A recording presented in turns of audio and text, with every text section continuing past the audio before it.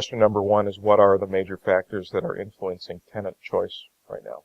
Yeah, I think that's an interesting question here in China for a landlord, because I think what a lot of people don't understand about this market is it's not necessarily a leasing market. There's a lot of office buildings that are actually sold here on a strata title or condominium basis. So when you get into discussion of choice, there's, I'd say, a bifurcation of the market. There are multinationals and large domestic companies that have a more traditional profile about leasing space. There's other companies who wouldn't even consider having choice enter into the vocabulary because they're actually out probably going to either buy or build their own building. But the drivers that we see as a landlord here are primarily first driven about connectivity and location. It's very important for tenants that we see, no matter where we're developing projects in the world. Where is the location and how are their people going to move in and out of this facility? That's usually number one.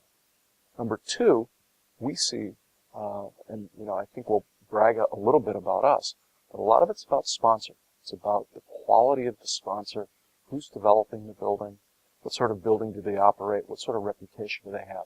Do they have confidence putting their people in a work environment in that location? So I think we see that as probably number two. Third one is probably amenities.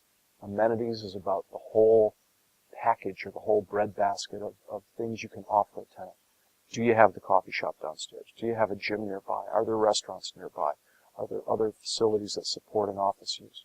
So that's part of the package that flowers a location for a working clientele. Fourth would be price.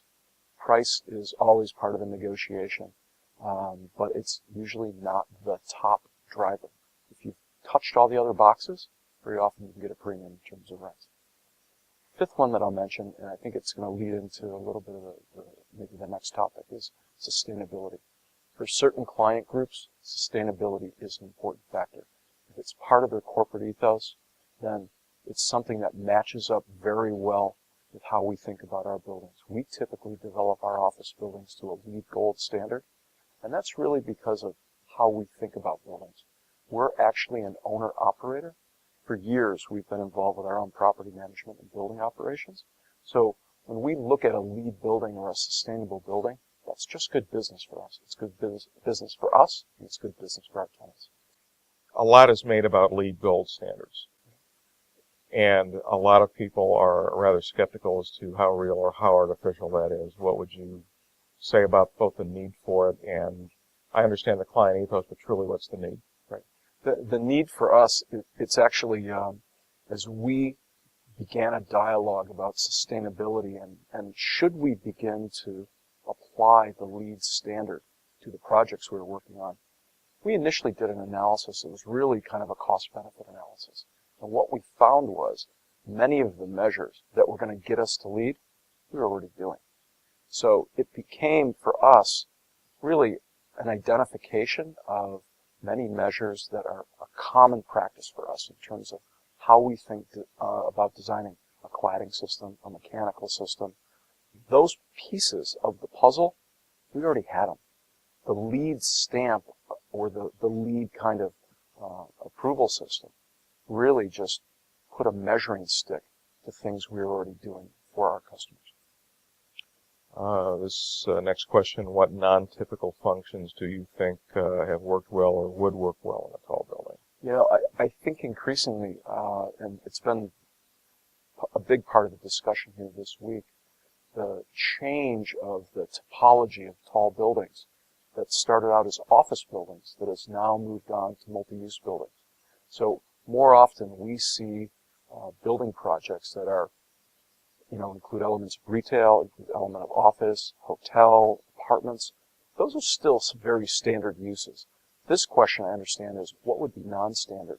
And it was actually a point that Anthony Wood made this morning about how do we take all the environment and the liveliness of the street and move it up in the sky.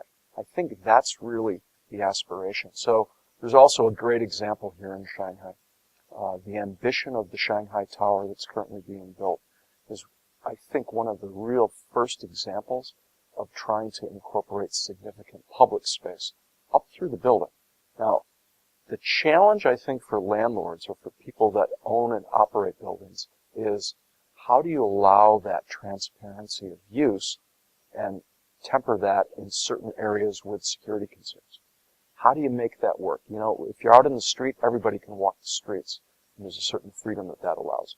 As you start to go vertical, now you're starting to use a set of resources, whether it's vertical transportation or the idea of exiting. How does that all work? How is that combined in a really useful way? I think it remains to be seen, but I think the new topology of tall buildings is going to start to answer the question, can you successfully incorporate public space into the tall realm? And I was going to ask you if that's the missing ingredient here, and that would seem to be the one ingredient that needs to be put in these public spaces. Because I know Cohn Pedersen Fox has said about the importance of bringing more people into a building and making them feel like they can enter, because a lot of these buildings are kind of standoffish. Right. That's right. How do we go about changing that? You know, unfortunately, I think it was something that was transformational after 9/11. You know, you saw it almost instantaneously across New York, this application of security barriers.